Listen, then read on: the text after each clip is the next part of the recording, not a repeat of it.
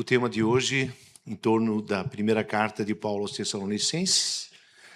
E vale a pena ler essa carta porque a gente se inspira na alegria que pulsa, no reconhecimento, na valorização das pessoas daquela comunidade. 2 semanas atrás ouvimos sobre um exemplo de igreja, a identidade. Uma igreja tem uma identidade, nós também temos uma identidade como igreja. As pessoas comentam alguma coisa em torno de nossas vidas e do nosso jeito de sermos e fazermos igreja. Semana passada ouvimos então uma fé inabalável.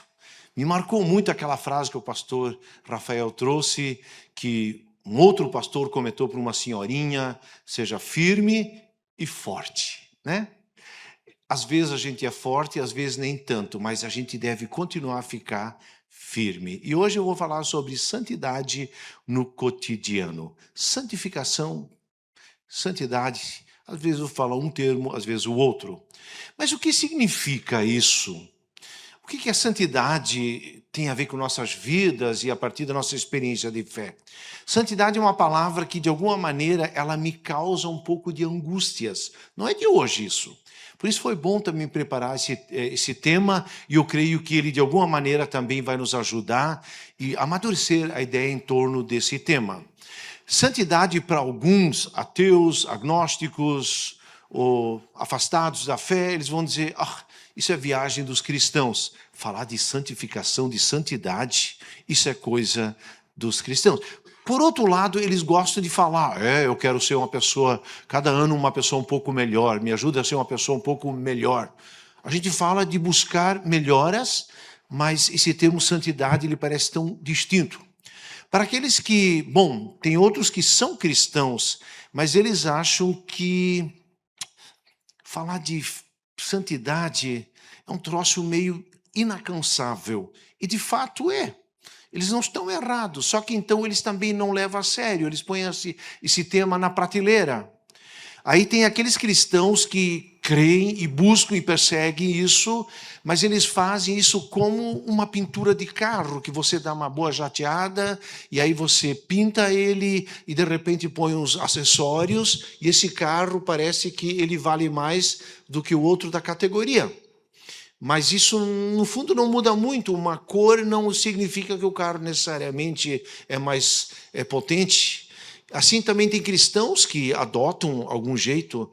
Tem cristãos que não sabem nem rir de uma maneira normal, não sabem, me dá uma gargalhada, né? Eles, eles riem assim, todo para dentro, contidos, né? Porque não é para ser tão profano, né? Então, não é disso que nós estamos falando. Tem outras pessoas que só porque, então, talvez não falam palavrão, que é uma coisa que eu acho elegante não falar palavrão, mas isso não torna necessariamente uma pessoa melhor. Sabe-se lá como é que ele lida em casa, com a família, né? Então, isso ainda não é. Isso é uma coisa aparente. Aí eu vejo que isso tem um problema. Aqui entra o moralismo. Tem pessoas que, através do seu jeito, elas acham que são melhores do que as outras. Isso é moralismo.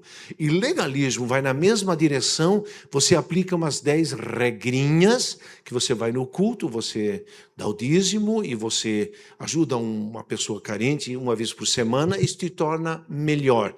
Isso é legalismo. Não é assim que funciona. Mas daí nós temos ainda uma última dinâmica que eu quero abordar hoje à noite. Ela fala de algo que Deus faz na gente. Santidade no sentido refere-se à ação do próprio Deus em nós, por meio do Espírito de Deus. É quando Ele mesmo coloca em nós o desejo de querer aquilo que é bom, correto e verdadeiro. Aquela música, fazer a tua vontade, derrama o teu querer em nós, que eu queira fazer aquilo que tu queres. É nesse sentido que nós queremos falar, então, sobre santificação e santidade, tá? Tem um texto também em Tessalonicenses, capítulo 5, versículo 23, que eu quero ler ainda. Tessalonicenses. Estava aberto e agora já fechou de novo. Onde Paulo mesmo diz que o Espírito de Deus possa agir em nossas vidas e fazer essa transformação. Bom, gente, queremos sim ser pessoas melhores. Eu acho que pessoas inteligentes, elas desejam isso. Mas nós queremos ouvir isso a partir de uma perspectiva bíblica. Então, qual seria a nossa motivação para falarmos de santificação? Antes de lermos esse texto, eu ainda quero trazer uma analogia, fazer uma comparação. Sabe, gente, um vira-lata, quando é adotado por uma família rica e acaba morando numa mansão, tem isso, não tem? Hoje tem aquelas ONGs que recebem cachorros abandonados e às vezes diz, olha, aqui tem um vira-lata X ou Y que precisaria de um dono, daí adota. Então agora esse cachorro vai para uma mansão. Vocês acham que esse vira-lata deixa de ser vira-lata porque ele está numa mansão? Não. Claro, ele vai ter algumas regalias a mais. Ele vai comer uma ração especial, ele vai com certeza ter uma caminha que talvez muitas pessoas não tenham, de tão fofa que vai ser. Ele vai ter com certeza também banho e tosa toda semana, isso vai ser legal. Mas a natureza desse bicho ainda vira-lata. O pedigree não vai mudar. E se tiver uma cachorrada passando na frente da rua, ele vai começar a latir. E se o portão estiver aberto, cara, ele vai fugir. Nós tínhamos uma York que ela era uma York que tinha alguma mistura. Aquilo não era bem normal, não. Cara, quando eu deixava o portão aberto, quantas vezes eu tive que correr atrás dela? E uma vez eu fui lavar o lixo até na porta, assim, até na rua. Cara, ela me escapou e eu fui correndo com o lixo na mão até na outra quadra e finalmente consegui pegar. Rapaz, a natureza da nossa York, ela tinha um lado vira-lata lá dentro. Tinha. É isso quando nós falamos de santificação. Deus nos chamou para uma nova vida. Mas se nós formos bem honestos, tem um jeito vira-lata dentro de nós também. E a gente se surpreende às vezes. Quando a cachorrada passa, ou quando de repente a gente está com umas pulgas, e de repente a gente está com uma raiva, tem uns faniquitos, a gente não obedece à voz do patrão e assim por diante. Santificação é falarmos dessa nova vida a partir do novo dono, da nova adoção do nosso Deus. E quando a luz desse Deus, esse novo dono, passa através de nossas vidas. Um garoto numa aula de religião foi perguntado, o que você acha que é um santo? E ele disse, um santo são aqueles vitrais nas igrejas, e na Europa isso chama atenção, esses vitrais. Nós temos aqui também na igreja 3 vitrais, mas daí o garoto disse, é quando a luz brilha através de um vitral e aquilo fica bonito. Daí ele diz, quando a luz brilha, a luz de Deus brilha através de nós e começa a mostrar-nos nuances, nossas potencialidades, mas talvez também mostra a sujeira. Isso seria santificação. Agora sim, vamos dar uma espiadinha para o que Paulo diz a respeito desse texto aqui. 1 Tessalonicenses 3, versículo 12. Que o Senhor faça crescer e transbordar o amor que vocês têm uns para com os outros e para com todos, a exemplo do nosso amor por vocês. Que Ele fortaleça o coração de vocês para serem irrepreensíveis em santidade diante do nosso Deus e Pai, na vinda do nosso Senhor Jesus Cristo com todos os seus santos. Quanto ao mais, irmãos, já os instruímos acerca de como viver a fim de agradar a Deus. E de fato, assim vocês estão procedendo. Agora pedimos e exortamos a vocês no Senhor Jesus que cresçam nisso cada vez mais. Pois conhece os mandamentos que demos a vocês pela autoridade do Senhor Jesus. A vontade de Deus é que vocês sejam santificados. Abstenham-se da imoralidade sexual. Cada um saiba controlar o seu próprio corpo de maneira santa e honrosa, não dominado pela paixão de desejos desenfreados, como os pagãos que desconhecem a Deus. Nesse assunto, ninguém prejudique seu irmão, nem dele se aproveite. O Senhor castigará todas essas práticas, como já dissemos e asseguramos, porque Deus não nos chamou para a impureza, mas para a santidade. Portanto, aquele que rejeita essas coisas não está rejeitando o ser humano, mas a Deus que lhes dá o seu Espírito Santo. Quanto ao amor fraternal, não precisamos escrever, pois vocês mesmos já foram ensinados por Deus a se amarem uns aos outros. E de fato, vocês amam todos os irmãos em toda a Macedônia.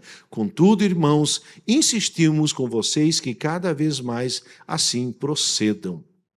Esforcem-se para ter uma vida tranquila, cuidar de seus próprios negócios e trabalhar com as próprias mãos, como nós os instruímos, a fim de que andem decentemente aos olhos dos que são de fora e não dependam de ninguém. Até aqui. Queridos, a partir desse texto que nós já vimos, sentimos, que Paulo dá as coordenadas para dentro desse novo status no qual agora nós vivemos a partir de Cristo. Da rua, nós fomos agora adotados, e nessa nova adoção existem algumas coisas que fazem parte desse novo estilo de vida. E Paulo vai dizer lá no versículo 1, agradar a Deus. E essa relação de pet e seu dono é uma coisa muito interessante. Vocês concordam comigo? Esses cachorrinhos, às vezes, só falta falar. Eles são muito espertos. Se tu dá um mimo... Na verdade, esse pet, a nossa York, ela era da minha esposa, era para ser dela. Mas eu não queria o cachorro, eu tinha uns comandos de voz um pouco mais fortes. Eu, às vezes, dizia, não, sai daí. E quanto mais eu dizia, não sai daí, mais ele vinha pro meu lado, né? E eu, às vezes, deixava escorregar. Quando o bichinho olhava para mim, com a carinha, eu comendo, né? E aí eu, às vezes, dava um pedacinho de presunto, um pedaço de linguiça, um pedaço de queijo. E um dia, eu dei 2 pedaços de presunto, assim... Pensei, hoje vou ser generoso, né? Eu comecei a dar 2 presuntos, então, cortadinho, e fui dando aqui, né? E o bichinho lá esperando e olhando. Essas 2 fatias de presunto custaram R$300 de médico, de veterinário. Depois disso, pensei, cara, não dá. Esse cachorrinho, a York, não é feita para alimento diferente. Vocês estão percebendo? Tem uma relação com o novo patrão, com o nosso Deus. A gente tem o erro, tem o acerto, tem o processo, mas aqui diz a fim de agradar a Deus. Paulo diz, vocês são convidados a agradar a Deus. Não só por uma troca de 2 fatias de presunto, isso pode custar caro, mas vocês são convidados a agradar a Deus nessa relação de segurança, nesse novo ambiente. Todos nós, de alguma forma, nós representamos algo. Você representa algo. As pessoas, 5 pessoas vão olhar para você e dizer, descreve alguma coisa. E a gente vai descrever. Vejo isso em você. Conhecendo um pouco mais, eu vou dizer como é que é a tua família. Você representa algo. Seja no emprego, seja na família, seja também na sociedade. E eu acho interessante como cada um representa. Eu também vendo uma imagem, e no curso Summit diz que todo mundo também influencia, cada um de nós influencia de alguma maneira. Paulo vai dizer, vivam de maneira que vocês agradem a Deus. E daí ele diz mais, apelamos para vocês e que nesse processo vocês cresçam. Você tem crescido na sua fé? Ou você ainda é exatamente aquele cara que há 10, 12 anos teve uma experiência de conversão, desde então você segue, mas ninguém percebe coisa nenhuma que você mudou. Legal é quando as pessoas começam a dizer, puxa, tu mudou teu jeito, né, de ser, de falar, seu comportamento com a esposa, com os filhos, é inspirador. Eu gosto de ver gente aqui que está 5, 6 anos, caramba, é bonito de ver. Casais com seus filhos adolescentes, o jeito de ser e fazer as coisas, maravilhoso.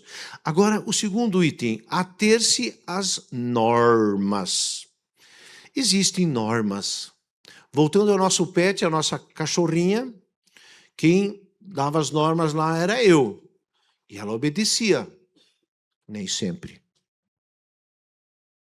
Mas ela obedecia. E era incrível.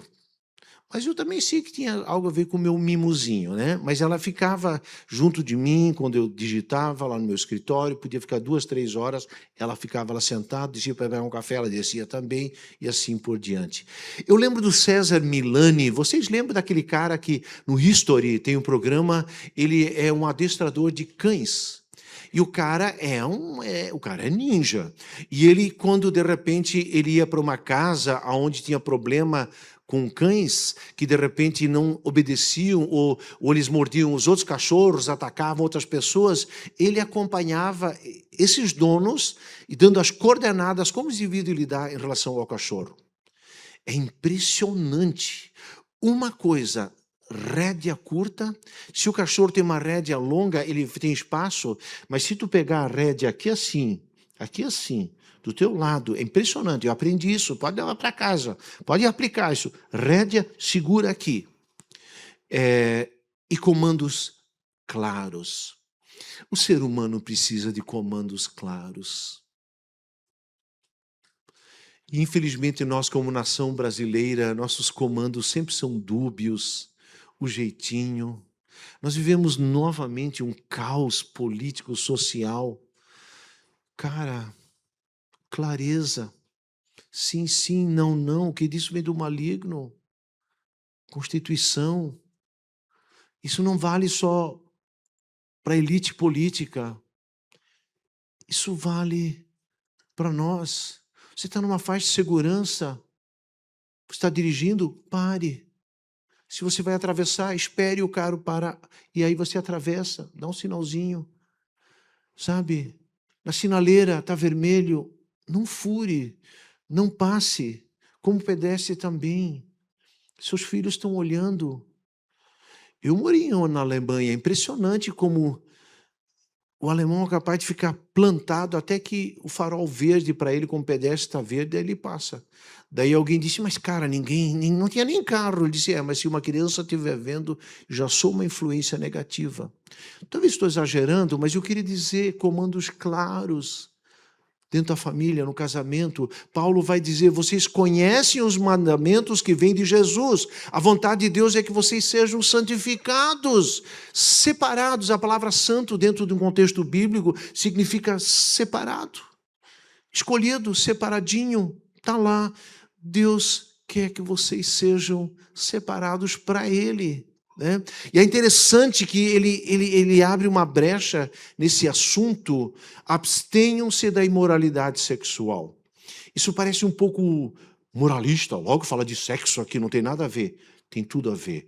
Porque Tessalônica é uma cidade grega, ela já tem uma cultura de uma libertinagem sexual, isso vem de longa data. Os gregos achavam que o corpo está aí para ser usado de qualquer maneira e apenas o espírito é que tem valor. Então, eles tinham muita liberdade na área da sexualidade, em todos os sentidos, e mais do que isso, eles tinham cultos pagãos, que eram verdadeiras orgias, que eram verdadeiros cultos e rituais sexuais no contexto da religiosidade e dos templos pagãos.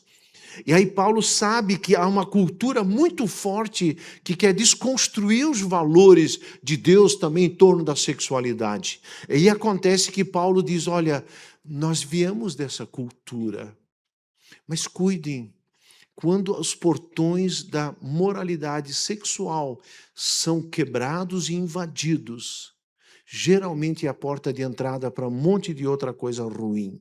Nós ouvimos sobre os impérios em ruínas, vocês lembram? E é interessante que há análises muito interessantes que impérios não caem normalmente por conta de poderes bélicos, poderes soldados e guerreiros, mas cai pela imoralidade sexual, bebida, orgias, festas e uma vida devassa. Paulo sabe.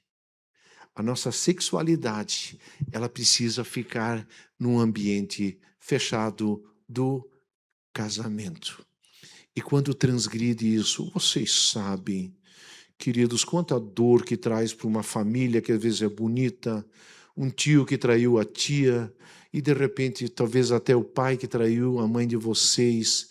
Cara, Paulo está dizendo, mantenham realmente, abstenham-se da imoralidade sexual.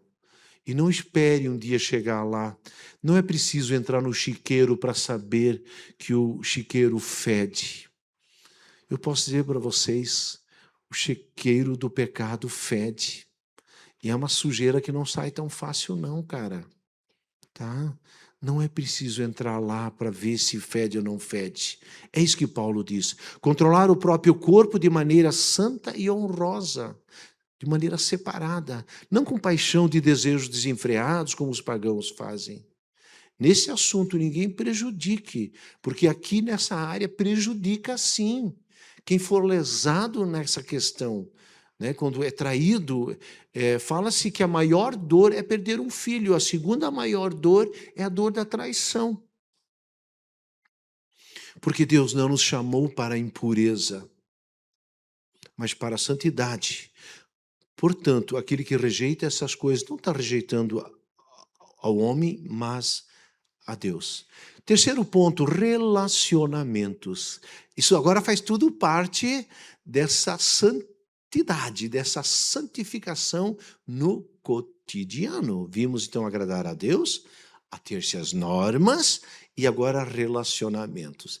Para mim, não existe ambiente mais seguro do que um ambiente de afeto. Pai e mãe que se amam é o melhor lugar para os filhos. Pais que veem que seus filhos se amam.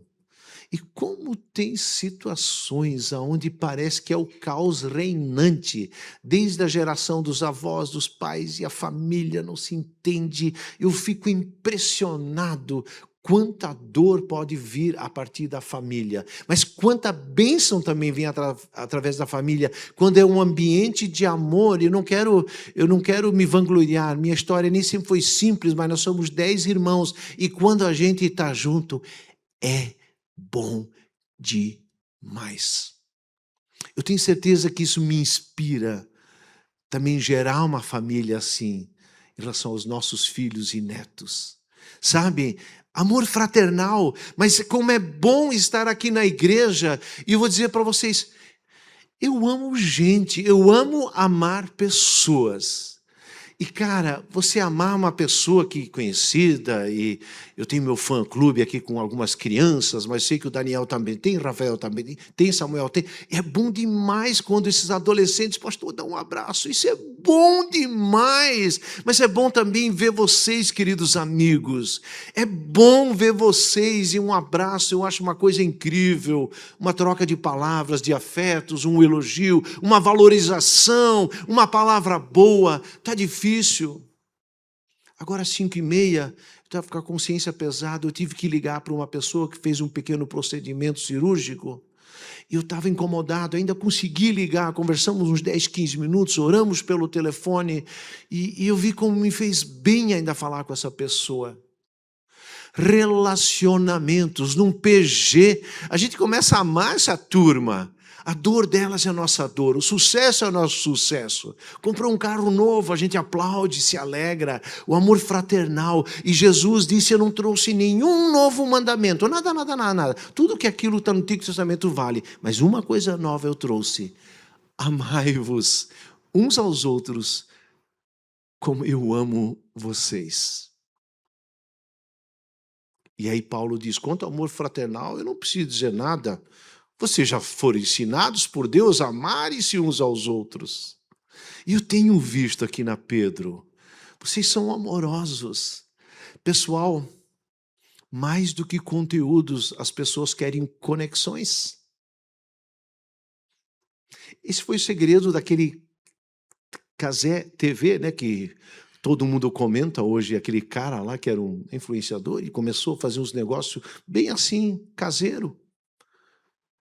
E tem uma empresa hoje que vale em torno de 2 bilhões, porque ele disse, mais importante do que conteúdo é conexão. Jesus já falava disso há 2000 anos atrás. 4, vida tranquila, criar um bom ambiente de convívio.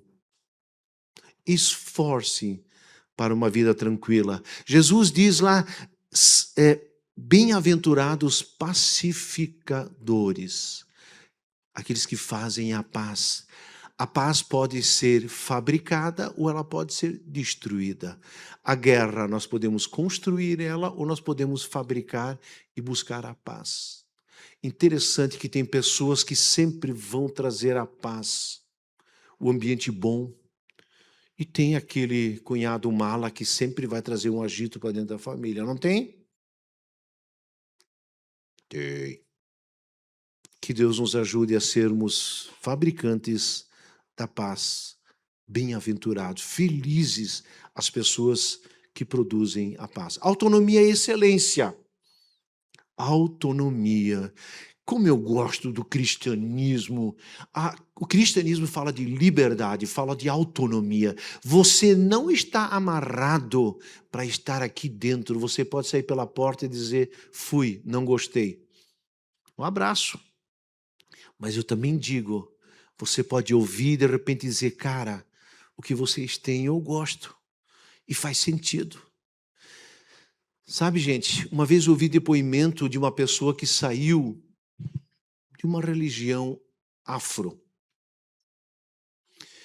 E eu achei muito interessante. Ela disse: eu achei que eu era livre, mas cada sexta-noite eu tinha que tomar passe, trazer oferendas, e aquilo começou a me oprimir. Que liberdade é essa que eu tenho que fazer isso para manter a minha conexão com os guias? Jesus é o nosso guia, mas ele só diz: vem, segue-me. Muitos deixaram, mas outros foram. Porque Jesus é liberdade. O paraíso já foi isso. Vocês lembram? Adão e Eva estavam lá de boa na lagoa e Deus diz: não, tem uma porta aí que você não deve sair, porque saindo vai ter problemas. Parece criança, eles foram lá, abriram a porta e saíram. Aí comeram daquele fruto proibido. Mas porque quem ama dá liberdade. Quem ama não prende. Deus quer que você seja autônomo. Mas interessante, dentro desse patamar da autonomia, é a excelência. Isso nos leva, a liberdade nos leva a coisas boas, a coisas excelentes. E a gente é convidado para ser excelente. E aqui ele diz isso num sentido bem prático e cotidiano: cuidar dos seus próprios negócios e trabalhar com as próprias mãos, como nós os instruímos. Essa era a instrução de Paulo e de seus colaboradores, porque Paulo mesmo, ele tinha uma profissão, vocês sabiam disso? Ele era fazedor de tendas. Ele fazia tendas e vendia elas, e com esse dinheiro ele se sustentava. Então, ele não era um cara encostado, folgado, mas ele era alguém que tinha autonomia e no seu tempo que sobrava, ele tinha a missão, que era levar o evangelho adiante. Então, ele foi um ótimo modelo e disse: como nós instruímos, sejam caprichosos, façam trabalho e trabalhem com as próprias mãos, não sejam encostados, não esperem sempre o Papai Noel, não esperem que alguém venha fazer um milagre, ganhar na trimania e alguma coisa assim, tá? Eu sei que não seria ruim ganhar na trimania, mas não é isso, pessoal. Tem tanta gente esperando uma vida toda para ganhar alguma coisa e o dinheiro só vai pelo ralo. Trabalhe com fidelidade. E quem é patrão tem um olhar para quem capricha.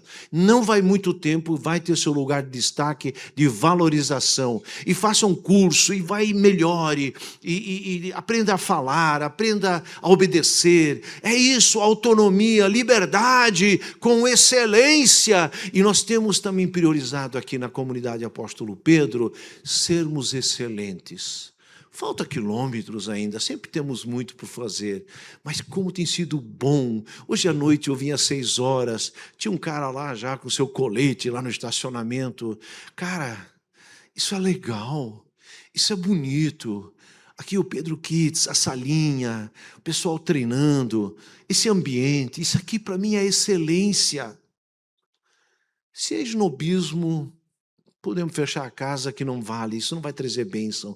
Mas autonomia e excelência é bom demais. Cuidar do seu próprio negócio, trabalhar com as mãos, como nós instruímos. E, finalmente, o último aspecto que eu quero trazer ainda: boa imagem para os de fora, a fim de que andem decentemente aos olhos de que são de fora e não dependam de ninguém.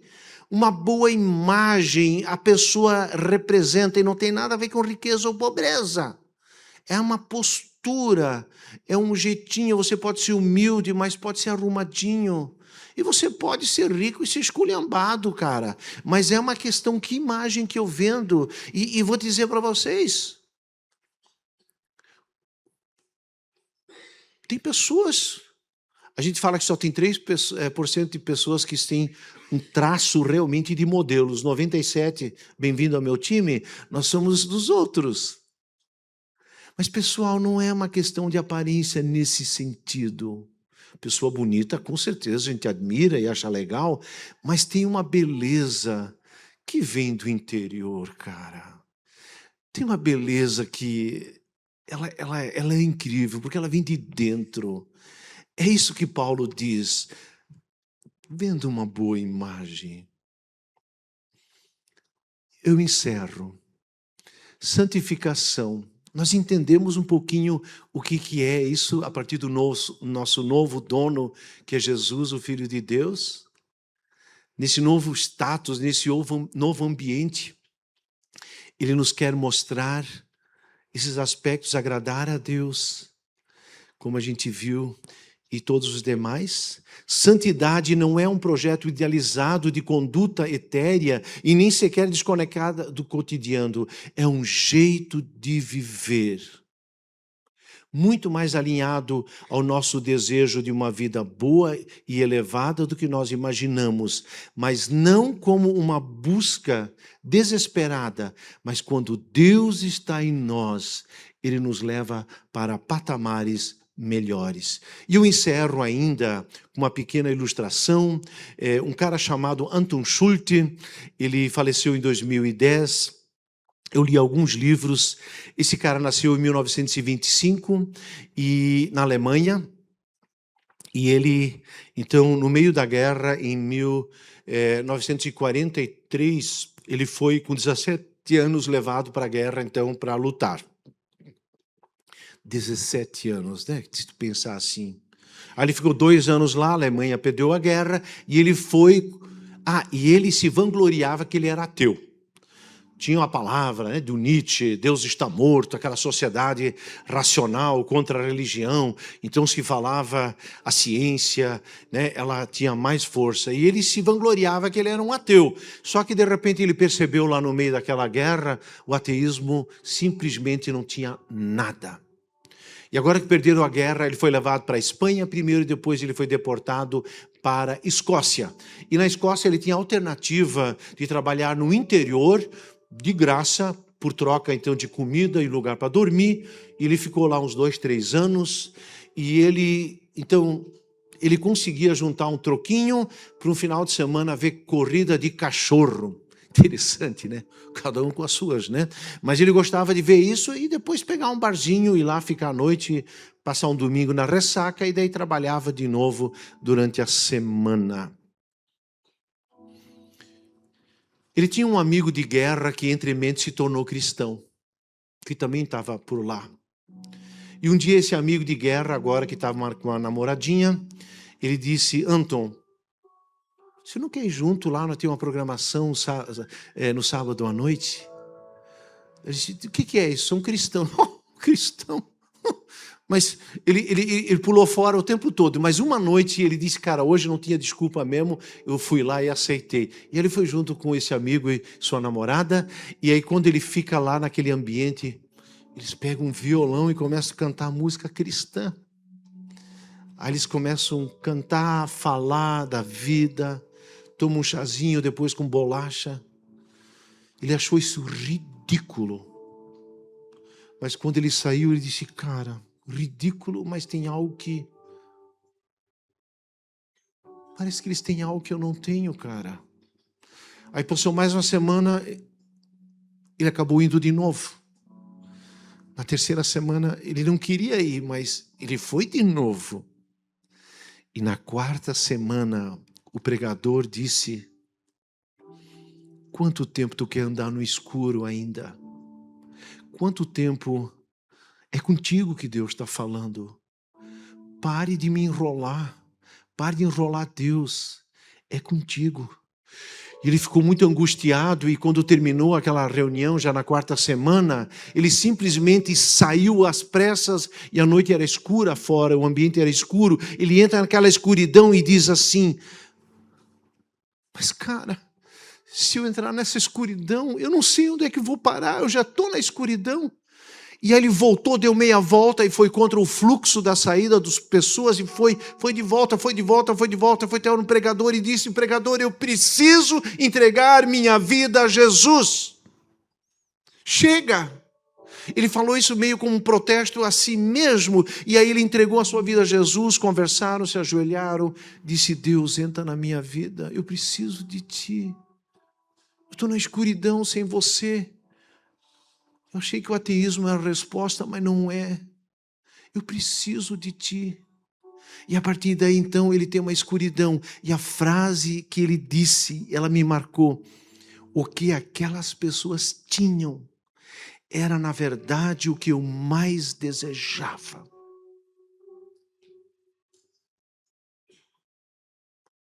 Se você não aceitou Jesus ainda, analise se não é exatamente isso que você quer e precisa. Porque a gente fala, eu quero ser uma pessoa melhor. Se você cavar cada vez mais dentro de si, você vai ser levado ao desespero, porque você não tem noção de como você é bem pior do que você imagina. Você não tem noção o harém de coisa ruim que habita dentro de um ser humano. Então, o que aquelas pessoas que amam Jesus têm é o que você